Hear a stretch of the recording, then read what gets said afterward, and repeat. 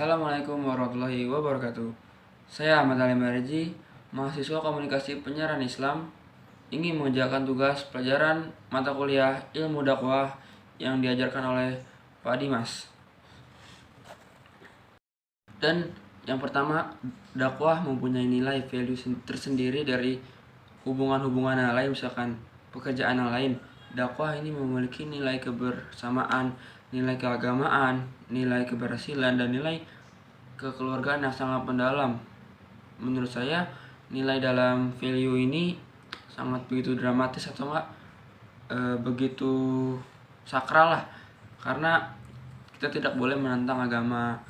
Kalau pelajaran kita masih bisa lah kita tentang satu tambah satu bisa jadi 3, itu bisa kita tentang. Kenapa nggak 2? Kalau agama ini sangat sakral untuk kita tentang atau kita perdebatkan gitu. Materi selanjutnya yaitu bagaimana caranya dakwah itu bisa tersebar dan bagaimana kita menyebarkan dakwah. Yang pertama, kita melihat dulu caranya Rasulullah SAW. Berkali. Yang pertama ialah berdakwah secara sembunyi-sembunyi, yang meliputi hanya menyebarkan dalam lingkup keluarga terdekat, sahabat terdekat, dan bagaimana caranya agar dakwah itu tersebar ke rekan-rekan kita sendiri. Dan selanjutnya yang kedua, menyebarkan dakwah secara terang-terangan, yaitu kita mengajak kepada seluruh umat manusia untuk kita berkumpul oleh Rasulullah SAW untuk menyampaikan dakwah tersebut. Baru setelah itu dakwah bisa tersebar ke banyak masyarakat luas. Dan selanjutnya, bagaimana peran pendakwah komunikasi Islam.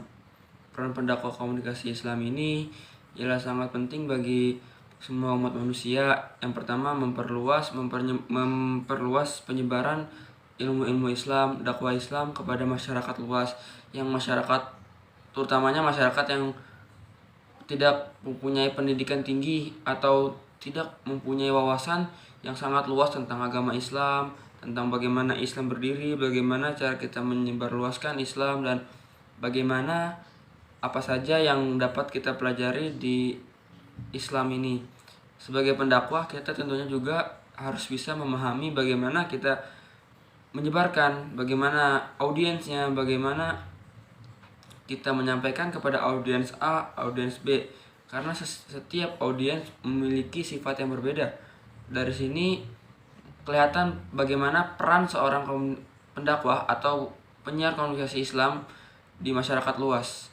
Seperti contohnya, kita memeratkan atau menyebarluaskan kepada orang yang tinggal di kolong jembatan, berbeda dengan orang yang tinggal di komplek perumahan. Secara logika tentang pemahaman materi yang kita akan berikan jauh beda dengan orang yang tinggal di kolong jembatan dan orang yang tinggal di komplek atau perumahan atau yang rumah Islami. Kebanyakan orang yang tinggal di kolong jembatan itu memahami Islam secara dasar saja. Islam itu adalah agama Allah yang membaca Al-Quran, kitab suci Al-Quran, sholat, dan puasa. Bahkan orang pun yang tinggal di kolong jembatan ini, mohon maaf, kadang-kadang kurang mengetahui apa sih itu Islam. Islam itu cuma tahu sekedar Islam agama Indonesia, tapi tidak mengetahui sedalam-dalamnya orang yang tinggal di komplek ini. Dan terakhir, keunggulan Tazkiyah dalam menyebarkan dakwah Islam. Di Tazkiyah ini banyak sekali pendakwah ya, banyak sekali ustadz-ustadz yang terkenal seperti Hilman Fauzi dan Profesor Dr. Syafi Antonio dan Ibu Rektor kita nih, Madamani. Itu sangat berkualitas sekali dalam menyebarkan dakwah. Tidak secara langsung pun bisa. Dengan kita membuat poster dakwah Islam, itu dapat juga disebut menyebarkan dakwah Islam. Mungkin cukup sekian materi yang saya sampaikan. Unsur mangkola walatan unsur mangkola. Lihatlah apa yang dikatakan dan jangan lihat siapa yang mengatakan.